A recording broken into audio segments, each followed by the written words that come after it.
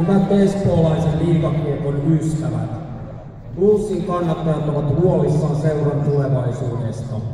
Emme halua seurata kädet taskussa rakkaan seuramme ahdinkoon.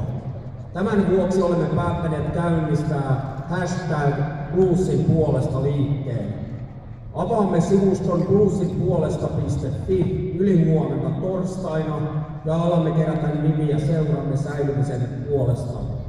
Hankkeemme ei ole ketään vastaan tai kenenkään omaksi eduksi, emmekä ota kantaa omistuspohjaan. Meille tärkein on kivikovan Kiekko Espoon luomalle pohjalle rakennettu Espoo Blues. Pelaajille haluamme kertoa, että olemme teidän tukenanne. Luovutamme nyt kapteeni Kim Hirsovitsin välityksellä 100 lentolehtisen, jota tänään on jaettu hallissa, ja pyydämme Kimiä myös kirjoittamaan nimensä vetoutukseemme.